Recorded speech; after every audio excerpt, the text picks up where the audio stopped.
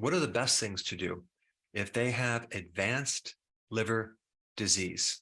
Because if you had the ability to handle the worst case scenario, then you'd be in pretty good shape. Typically, on average, it takes like 10 years to go from a fatty liver all the way into cirrhosis. And I'm including in that category all the people with a fatty liver. I mean, just think about if you take a look at your toes right now and you're standing up and you can't see your toes because your belly is in the way.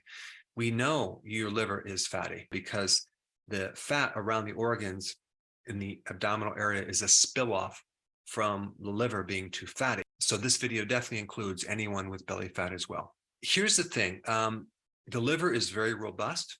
It's one of the only organs that can completely regenerate, but it does take time.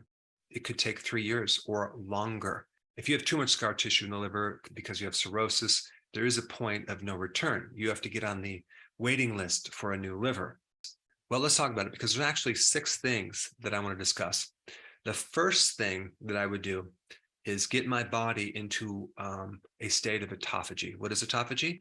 It's the condition where your body is recycling damaged proteins in the cells. So it's a bit of recycling things you don't need or damaged parts of your body, including the liver, and then making new proteins as well. But that's only the tip of the iceberg. There's a lot more that autophagy does for your body. Like, for example, cancer originates in the mitochondria. You also have all the scar tissue or fibrosis in the liver where autophagy can help clean some of that up. Autophagy also can help get rid of intracellular pathogens like viruses and bacteria and yeast. So it can clean those up as well. I mean, you've heard of the condition hepatitis, right? Well, that involves a virus. So again, autophagy is very, very important in helping your liver. All right, so what can trigger autophagy? The biggest thing is fasting, okay? Regular intermittent fasting, where you're fasting on a daily basis, you're going for like 18 hours and you're eating within a 6-hour window. And then especially periodic prolonged fasting. So once a week, you fast for 48 hours. Once a month, maybe you fast for a week. Why is that so important? Because you can really create a significant dent into this problem by doing prolonged fasting if you have cirrhosis in scar tissue. And apparently you can even get autophagy while you're fasting within 4 hours because the liver is used to this action of replacing a lot of cells on a regular basis. So we have fasting, okay, intermittent and prolonged. We also have exercise. Exercise can stimulate autophagy, right? You have sleep can activate autophagy. Ketones can activate autophagy, right?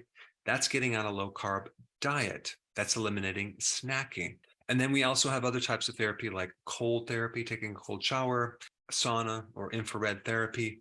Coffee has a certain polyphenol that can help with autophagy. Of course, it's not going to be significant. It's not going to compare to autophagy. So just by drinking a pot of coffee a day is not going to help you. Also, extra virgin olive oil can help to a certain degree with autophagy. And also consuming more cruciferous vegetables. All right, number 2, which is actually part of 1, but it's specifically fasting, okay? Fasting helps with autophagy, but it does other things for your liver that I want to discuss. Number 1, it actually significantly lowers inflammation. If you can get rid of the inflammation, you could definitely stop this whole process from getting worse. Fasting also significantly increases your antioxidant networks without actually taking antioxidants. And the other cool thing that fasting will do, it will decrease liver enzymes. Now let's talk about number 3, TUDCA. TUDCA, what is TUDCA? TUDCA is a type of bile salt. It's also been used in Chinese medicine for over 3,000 years, so it's been around for a very long time.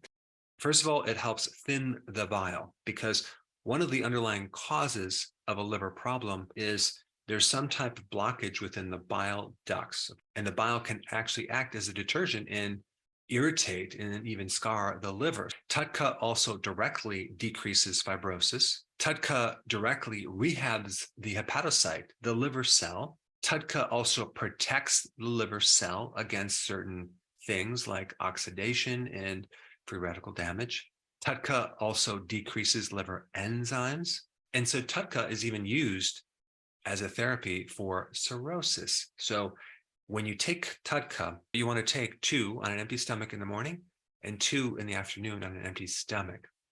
Because if you take it with food, it tends to act on the food as a bile salt and not on your liver. What's the next thing? Well, you want to induce or trigger phase 1, phase 2 detoxification. This phenomena or enzyme process occurs in your liver where you're turning poisons into harmless particles, okay? So it's converting these fat-soluble chemicals into harmless water-soluble chemicals that get released through the bile ducts and other ways.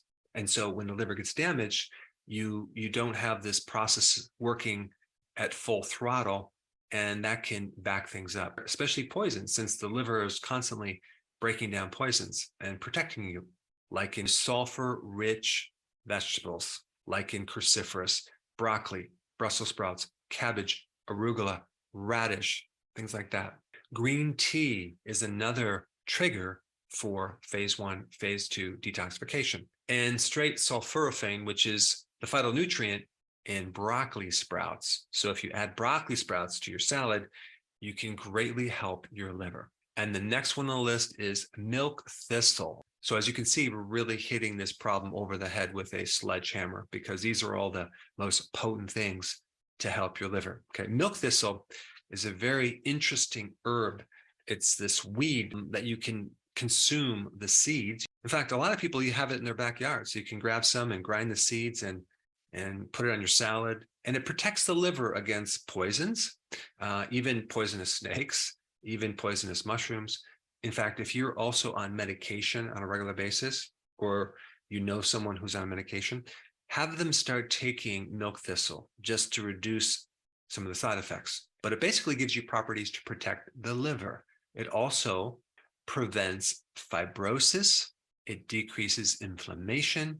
It helps neutralize toxins. It helps decrease liver enzymes, and it regenerates hepatocytes, liver cells.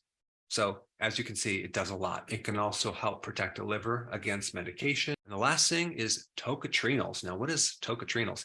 It's a type of vitamin E. Anytime you have scar tissue or fibrosis, vitamin E, especially tocotrienols, is a great thing to help break up scar tissue. So that's why I included it on the list. Also, it's a very powerful antioxidant to protect against free radical damage, inflammation, and the things that lead to fibrosis. So the two things that tocotrienols will do is decrease inflammation and decrease the risk of fibrosis. High iron in your blood can create inflammation and cirrhosis. You also have a situation where you have blockage in your bile ducts, which can back up into the liver and create a lot of liver problems, including gallstones and many other issues, as well as your own immune system, where you have liver antibodies that are attacking your own liver. All right, so I've given you a lot of things to do as the worst case scenario for your liver.